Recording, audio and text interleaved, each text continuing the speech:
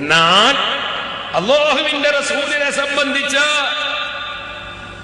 ഈ പ്രശ്നങ്ങളൊക്കെ വന്നപ്പോ മലയാള മനോരമ അതിൽ മൗലവിമാര് പറഞ്ഞത് എന്താ?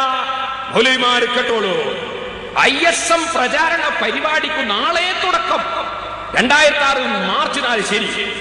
ലോകത്തുള്ള മുസ്ലിമീങ്ങൾ മുഴുവനും അല്ലാഹുവിന്റെ റസൂലിന്റെ കാർട്ടൂൺ വരച്ച് ജനങ്ങളെ അല്ലാഹുവിന്റെ റസൂലിനെ അപമാനിച്ചതിനുള്ള പ്രതിഷേധം പ്രകടിപ്പിക്കുമ്പോ ഇവര് പറയുന്ന കേട്ടോളെ, സ്വന്തം ലേഖകൻ തിരുവനന്തപുരം പ്രവാചകനായ മുഹമ്മദ് നബിയെ അവഹേളിക്കാൻ സംഘടിതമായി നടക്കുന്ന ഗൂഢാലോചനക്കെതിരെ ഇത്തിഹാദുൽ സുബ്ബാനിൽ മുജാഹിദീൻ ISM ഒരു മാസത്തെ പ്രചരണം ആരംഭിക്കും.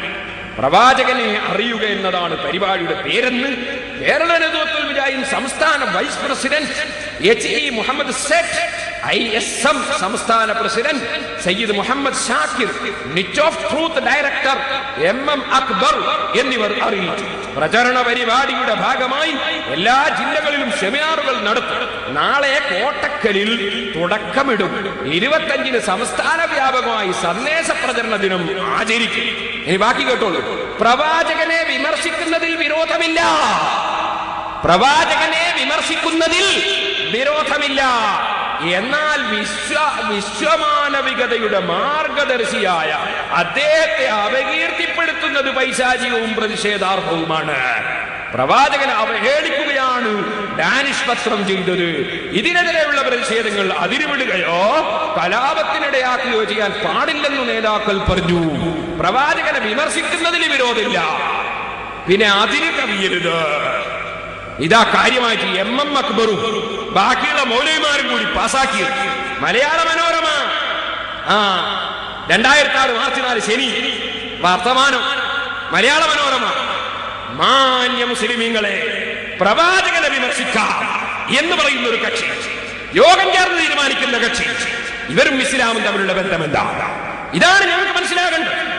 നിങ്ങൾക്ക് സമസ്തയിലുള്ള ആരിമീങ്ങൾ മാനസിക രോഗി, പേരോട് ഫുള്ള് ലൂസ് പോയിക്കോട്ടെ, നിങ്ങളും ഇസ്ലാമും തമ്മിലുള്ള ബന്ധം എന്താണ് എന്നാണ് എന്റെ ചോദ്യം. ഈ ചോദ്യത്തിനാണ് നിങ്ങൾ മറുപടി പറയുന്നത്. ഇനി നിങ്ങൾക്ക് നാരിയത്ത് സലാത്ത്, നരകത്തിലേക്കുള്ള സലാത്ത് അല്ലേ? ഞാൻ ഇൻഷാ അല്ലാഹ് അല്ലാഹു തൗഫീഖ് ചെയ്താൽ ഇന്ന് ഞാൻ തുടങ്ങിയതാണ്. ഇന്ന് തുടക്കം മാത്രമാണ്. നാളെ ഞാൻ വിഷയം പറയാം. എന്റെ ചെരുപ്പെടുക്കൂന്നു എന്റെ മൗലവി ചെരുപ്പ് എടുക്കാൻ അങ്ങനെ കൊടുക്കൂല. ചെരുപ്പ് എടുക്കാൻ ഞാൻ വിടൂല. എന്റെ പരിപാടി ആയത്വരീസുഖം കക്കുന്നവരെ പിടിച്ചേക്കലാണ്. അപ്പൊ എന്റെ ചെരുപ്പ് എടുക്കുമ്പോ ഞാൻ വിടൂല. അതേസമയത്ത് മൗലവിക്ക് ഞാൻ ചെരുപ്പ് കൊടുത്താൽ അത് ഇൻഷാ അല്ലാഹ് നാളെ കൊടുത്തേക്കാം. എന്റെ ചെരുപ്പ് എടുക്കുന്ന മതി. പിന്നെ മൗലവി പറഞ്ഞത് ഞാൻ ഇപ്പം നിർത്തും പ്രസംഗം, ഇന്ന് നിർത്തും പ്രസംഗം. ഞാൻ നിർത്തിച്ചു തരാം. ആയത്തുണ്ടോ നമുക്ക് നോക്കാം ഇൻഷാ അല്ലാഹ്. നാളെ ഞാൻ ഓരോന്നായി പറയാം. ഇപ്പൊ സമയം ദീർഘിച്ചു പോയി. അതുകൊണ്ട് ഇപ്പൊ തൽക്കാലം ഇവിടെ പ്രസംഗം നിർത്തിവെക്കുന്നു. നാളെ എല്ലാവരും വരണം. ഒരു കാര്യം കൂടി ഞങ്ങളെ കേൾപ്പിക്കുകയാണ് ഈ വിഷയമായിട്ട് ബന്ധപ്പെട്ട ഒറ്റ കാര്യം. അതില്ല ഒറ്റൊന്നും. അതെന്താണെന്നറിയോ?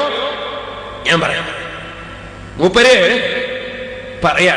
മൂപ്പര് നേതാവുണ്ടല്ലോ, ഇവിടെ പ്രസംഗിക്കുമ്പോ ബാക്കിൽ ഇരിക്കുന്നുണ്ടല്ലോ ചങ്ങാതി സക്കരിയ സലാഹ്. അയാൾ ഞാനൊരു സംവാദം നടത്തി. ആ സംവാദത്തിൽ അയാൾ പറഞ്ഞു, മുഹമ്മദ് നബി ദ്വാരനിട്ടുണ്ട്. എന്റെ ഖബർ ആരാധിക്കുന്ന ബിംബമാക്കരുത് മുഹമ്മദ് നബി ദ്വാരനിട്ടുണ്ട്.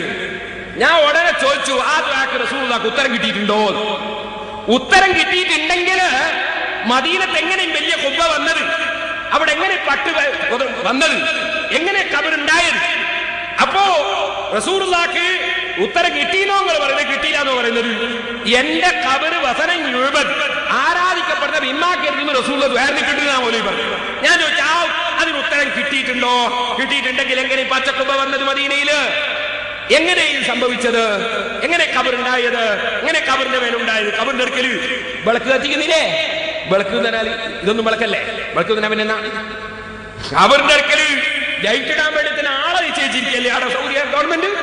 അവിടെ പോലീസിനെ നിർത്തിയിരിക്കല്ലേ സൗദി ഗവൺമെന്റ്? കാരണം ഈ ചെരുപ്പൊക്കെ എടുക്കുന്ന ആദ്യം കമ്പനി വന്ന് ഖബറിന് കാട്ടുണ്ടോ? പോലീസിനെ നിർത്തിയിരിക്കല്ലേ?